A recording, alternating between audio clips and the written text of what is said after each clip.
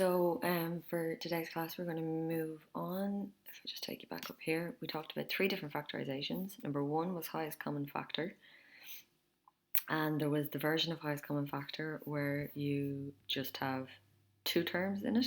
So you just do highest common factor once and you're done. And then in the same kind of, I think I called it 1A, you have highest common factor, but you have to do it twice. So these are the ones we had for homework, where there's four terms. So you do a highest common factor on the first two, you do a highest common factor on the second two, and then you have to try to get a match. Okay, so that's highest common factor, the first one. So today we're going to move on to the second one, which is the difference of two squares. Now this is very straightforward in terms of what you have to do, even more straightforward than highest common factor.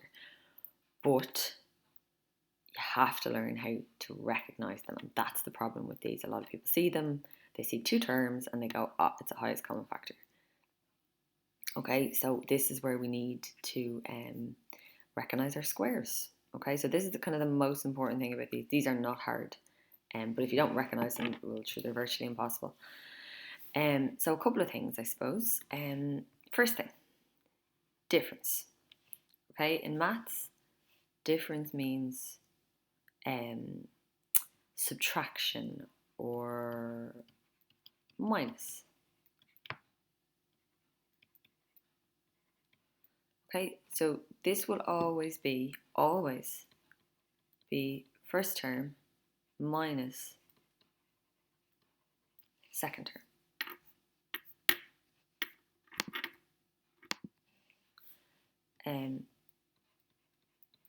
Okay, they're referred to as a difference of two squares, so it is a difference of two squares, which means it's a subtraction.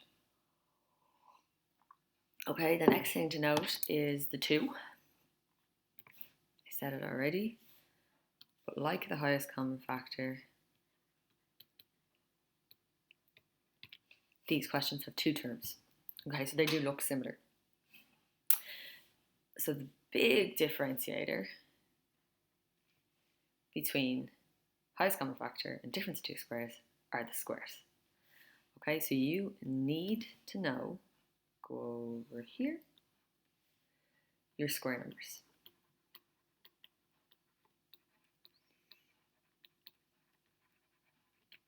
Okay, so what you want is that you will have the first term and it will be squared, a subtraction, and the second term will be squared. Okay, so it's a difference. There are two terms, and both terms need to be squares. And that's the key to these questions. If you can, I'll show you how to do the answer. Like, if you can get to that point where you're like, oh my god, it's a difference of two terms and they're both squared, so it is a difference of two squares, getting the answer is so easy. Okay, so your square numbers. You get your square numbers from squaring numbers. Okay, so the first square number is the answer to 1 squared, which is 1. The second square number is the answer to 2 squared, which is 4. The third square number is 3 squared, which is 9. Fourth one, 16. Fifth one, 25. Sixth one, 36. Let me insert a little line there just to separate them. Okay, so seventh one is 7 squared, which is 49. 8 squared is 64. 9 squared is 81. 10 squared is 100. 11 squared is 121. 12 squared is 144. And you should know 13 squared as well is 169. Would I know any others? I probably know 15 off by heart. That comes up a lot. 225. Now, so these numbers over here, they're stuck up in my room in school. They need to have a special significance for you. You need to look at the number 49, and before you see anything about it, you need to think, oh, that's the square number. that's 7 squared. You look at the number 121, you think, oh, that's 11 squared. So these numbers, you need to put them into your brain so that they have a special significance, that they are square numbers. So 16 is not a normal number. And before it's a natural number, before it's an even number, in your brain, it needs to be a square number. Okay, like not just for difference of 2 squares, obviously for this, but like even for like patterns and things like that. If you see these numbers emerging, you're like, oh my god, I'm doing square numbers. You know, this is a quadratic pattern or whatever. So these need to be, like, I'm not going to say learned because you don't need to learn them, but you need to kind of have them imprinted so that when you hear one of these numbers, that the first thing you think of is that's a square number. That was produced by something squared. Okay? I don't know 14 squared off by heart or 16 squared off by heart. I might recognise it if I saw it, but I don't know them off by heart. But these ones I do, which means they come up a lot. So they're imprinted on my brain. Okay, so let's have a look at a question. Now, like I said, if you can recognise them, questions are not that bad.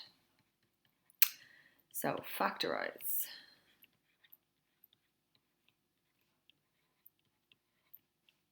Something like this. Okay, so let's have a look. I'll stick with my colour code. So, is it a difference? It is. Do I have 2 terms? 1, 2. Are they both squares? Okay, so let's have a look. So I need to open a bracket here. Now, is 16 the result of a square? It is. If I look over here, it's 4 squared. And is the x squared? Yes, it is. So I can write it like this. So if you apply that square to the 4, you get your 16. And if you apply that square to that x, you get x squared. Okay? Minus, is 25 a square? It is. There it is there. So I can open a bracket. 5 squared. So it was a difference. Yes, it was. There were 2 terms, 1, 2. And are they both squares? You can see now that they are. I can write 16x squared as 4x to be squared and 25 as 5 to be squared. So they're both squares. Okay, now, once you're at this point, like I said, the answer is quite straightforward. So you open up 2 brackets. The 4x is squared, which means I have 2 of them.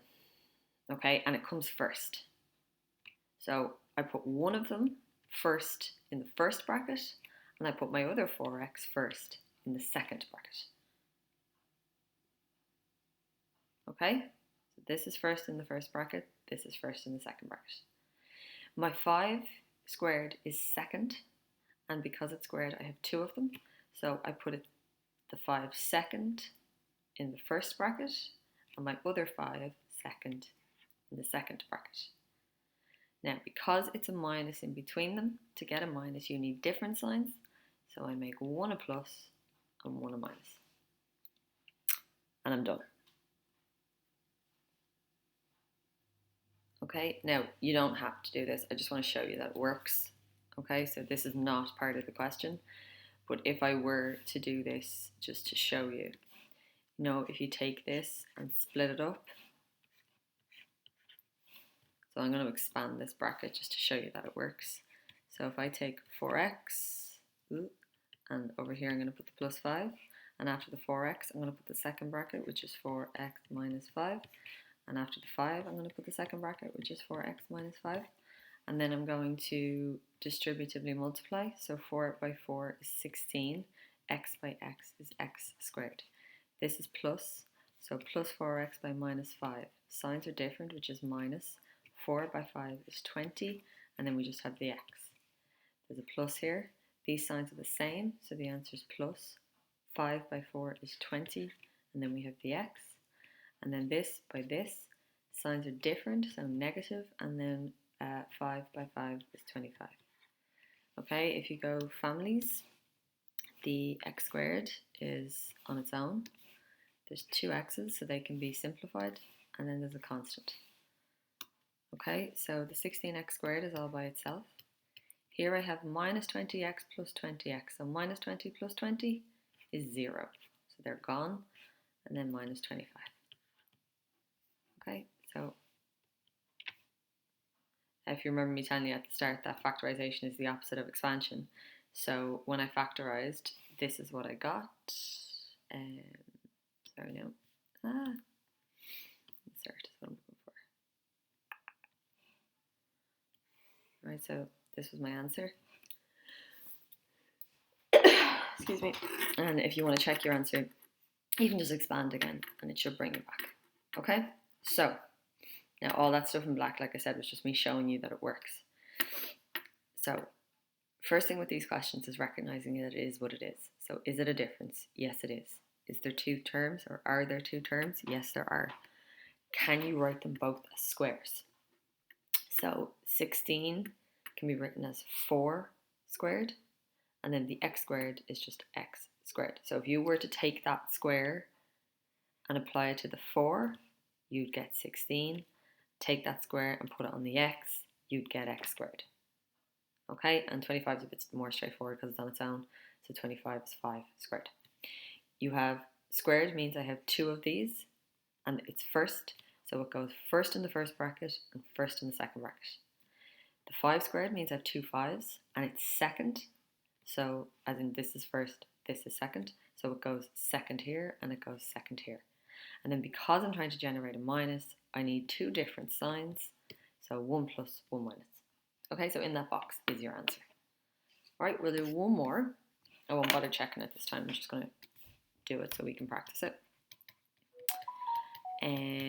Okay, so 121a squared minus 4b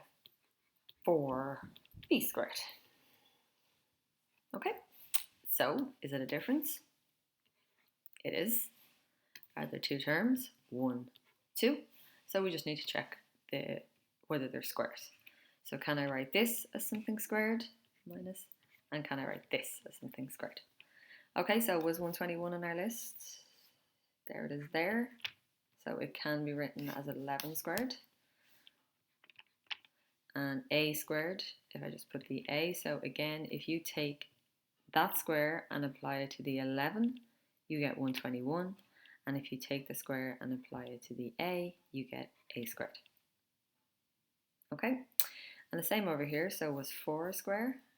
Yeah, I've used it already, but there it is there. Okay, oh no, sorry, take that back. Hang on. Now, that is a mistake that loads of people make, okay, especially with 4. So is 4 a square number? Remember that the square numbers are underlined, so it's here. Okay, so 4 can be written as 2 squared. Okay, so I go back here and I'm going to put in my 2, and then b squared, I put in my b. So if you take that square and apply it to the 2, you get 4, and if you take the square and apply it to the b, you get b squared. So they can both be written as squares. So it's a difference. I have 2 terms and they can both be squares. So I open up my brackets. 11a comes first and I have 2 of them.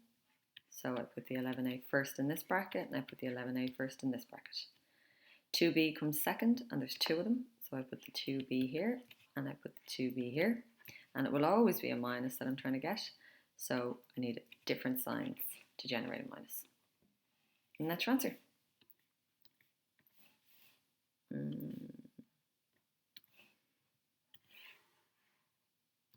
All right. Okay, so I'll give you a couple of them to practice for homework.